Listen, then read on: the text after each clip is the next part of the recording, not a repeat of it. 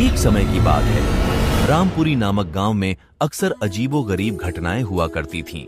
गांव वालों का मानना था कि उसका रामपुरी गांव श्रापित है। जब भी कोई गांव वाला गांव के जंगल में जाता तो वह जिंदा नहीं बचता। गांव का चंदू किसान अपनी भैंस के साथ जंगल के रास्ते होते हुए गांव जा रहा था। रात काफी हो गई थी। अरे रात काफी हो गई है, मुझे जल्दी निकलना चाहिए था, लेकिन ये गौरी जंगल में चरने लग गई और देर हो गई।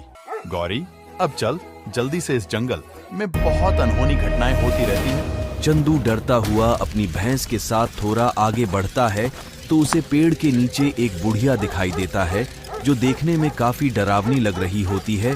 बुढ़िया हंसते हुए बोली, अच्छा तो तुम आ ही गए। अच्छा हुआ कोई तो इस जंगल में आया। बहुत दिन हो गए किसी इंसान का खून नहीं पिया है। आज तो मजा आ जाएगा। शिकार खुद चलकर आया है।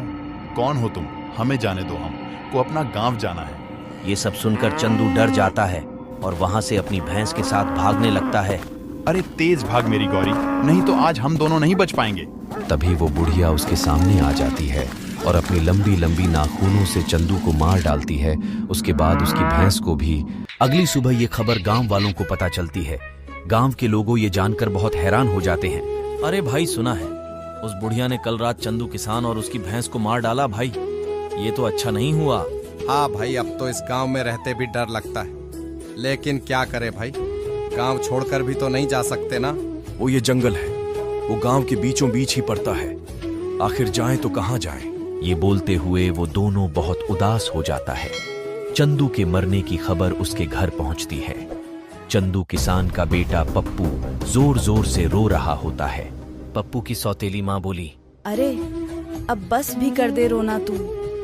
तेरा बाप तो तुझे छोड़कर चलता बना। आखिर मैं कहाँ से खिलाऊंगी रोटी?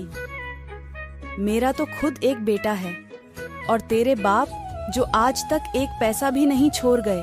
पप्पू का सौतेला भाई बोला, अरे हाँ माँ, निकालो इसे यहाँ से। पिताजी का सबसे लाडला बना फिरता था, अब आएगा मजा। नहीं नहीं माँ, ऐसा मत कीजिए। मैं आखिर कहाँ जाऊंगा? माँ, पिताजी के बाद अब आप ही मेरा सहारा है माँ।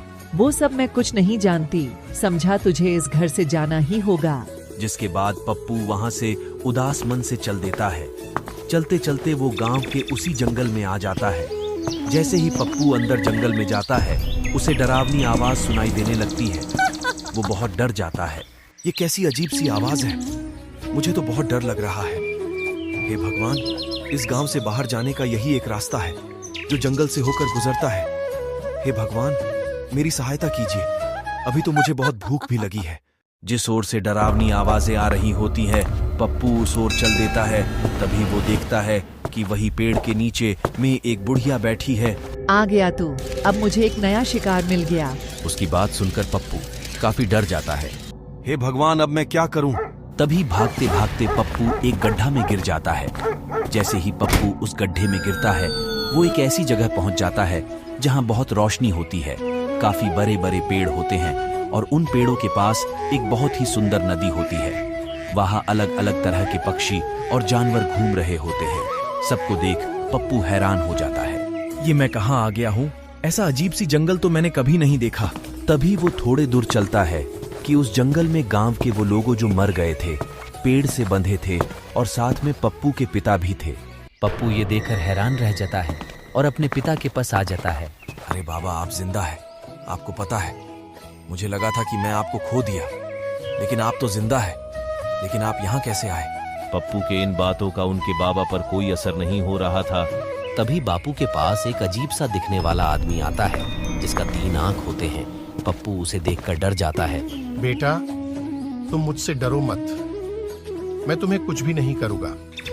इस जादुई जंगल में कोई भी आसानी से नहीं आ सकता। अगर तुम यहाँ आए हो तो जरूर तुम में कोई खास बात अवश्य है। लेकिन आप कौन हैं और यहाँ पर मेरे गांव के वो सारे लोग मौजूद हैं जो मर गए थे। यहाँ तक कि मेरे बाबा भी। मेरी तो कुछ समझ में नहीं आ रहा है। बेटा, मैं इस जंगल में कई वर्षों से तपस्या कर रहा था कि अचानक एक दिन यहाँ पर एक औरत जो पिशाचनी थी वो आ गई। कई वर्षों की तपस्या के बाद मुझे एक मंत्र मिला जिससे मैं सबसे शक्तिशाली हो सकता था और के लिए अमर भी। लेकिन इस बात की खबर पिशाचनी को लग गई और यहाँ मुझे मारने आ गई। बेटा, मैं तुम्हें पीछे की घटना बताता हूँ। मैं पिशाचनी हूँ। मुझे पता चल गया है कि तेरे पास वो जादुई मंत्र है। मुझे वो जादुई मंत्र बता, नहीं तो तुम्हें मार दूंगी। मैं इस दुनिया में अमर होना चाहती हूँ। लेकिन क्योंकि वो एक पिशाचिनी औरत थी, इसलिए उसे अमर होने के लिए जादुई मंत्र के साथ साथ कुछ लोगों के खून की भी जरूरत थी, जिनका खून पीकर वो अमर हो सकती थी। तभी से पिशाचिनी अपना भेष बदलकर अलग अलग गांव में जाती है और लोगों को मारकर उन्हें यहाँ इस जंगल में ले आती है। उनका सारा खून पी जाती है। 3 आंख वाले आदमी की ये बात सुनकर चंदू दंग रह जाता है। इस पिशाचिनी को मारने का कोई उपाय नहीं है क्या? बाबा और गांव वालों को कैसे जिंदा करे? इसको मारने का एक ही तरीका है। इस जंगल में एक आम का पेड़ है। उस पेड़ में 3 अनोखे आम लगे होंगे। जब तुम्हारे पास पिशाचिनी आएगी तो तुम उसे तोड़ देना। पिशाचिनी मर जाएगी और गांव वाले जिंदा हो जाएंगे। पप्पू उस पेड़ के पास जाता है और जैसा 3 आंख वाले ने बताया था, पप्पू ने वैसा ही किया। आम तोड़ा उसी वक्त पिशाचिनी मर गई और गांव वाले जीवित हो गए। पप्पू और उसके बाबा दोनों खुशी से घर चल दिया।